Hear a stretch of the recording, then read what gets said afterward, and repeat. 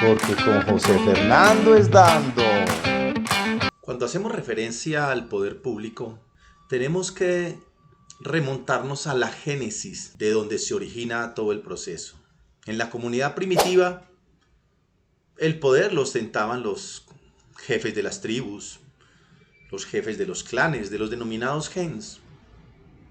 Luego, con el surgimiento de la propiedad privada, comenzó a gestarse la necesidad de contar con una estructura superior a la sociedad que fuera responsable de los asuntos que le eran comunes a todos. Fue así como efectivamente pasamos de la comunidad primitiva al estado esclavista. Y en ese estado esclavista predominaban las grandes ciudades, lo que se denominó las ciudades-estado, donde había un líder natural que era el burgomaestre. Este, a su vez, regentaba los destinos de toda la comunidad y era el responsable de los asuntos públicos, es decir, de los intereses comunes de la sociedad. Posteriormente, con el paso de los años, se vio la necesidad de crearse una especie de estructura que estuviera por encima no de una ciudad-estado, sino de varias ciudades-estado. Y fue así como se logró la conformación en 1648, con el Tratado de Westfalia, de lo que se conoce hoy con el nombre del Estado-Nación. Una estructura superior a la sociedad, un poder público superior responsable de los temas que eran absolutamente comunes para los estados que hacían parte de esa nación.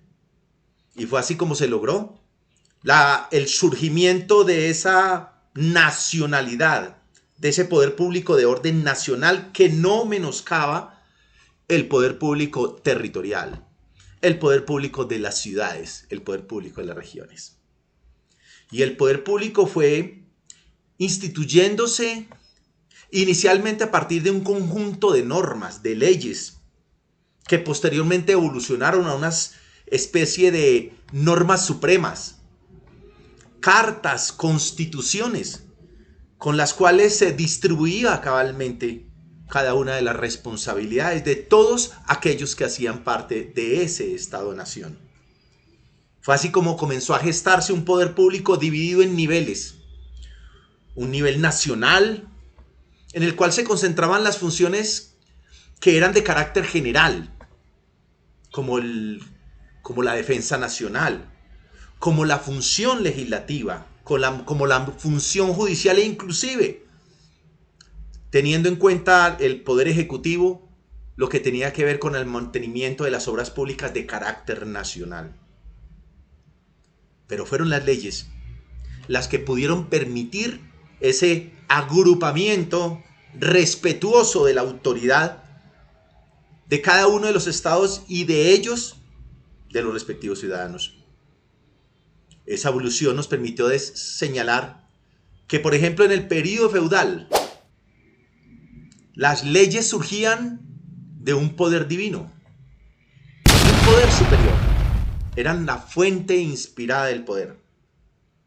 Luego, con la evolución del Estado-Nación y el republicanismo, donde se comenzó a entregársele al pueblo el poder y la soberanía, y de este surgía el poder público nacional a partir de procesos democráticos, es que dimos el traslado de la fuente de la autoridad superior en Dios a llegar a una fuente de la autoridad superior en el Estado.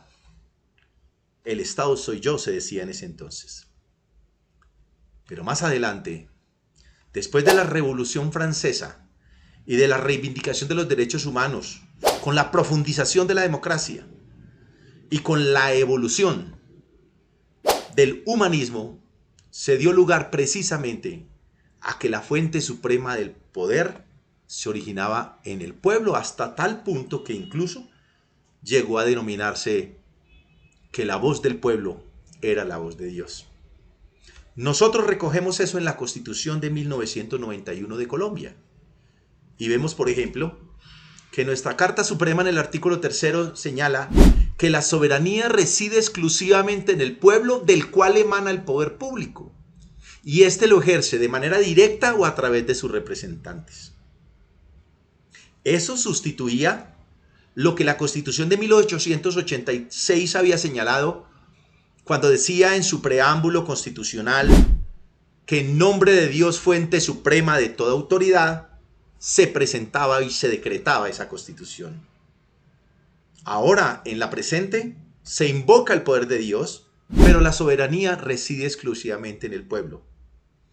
Esa es la razón fundamental por la cual la democracia representativa, precisamente representada a través del órgano legislativo, el Congreso de la República, es el promulgador de la ley.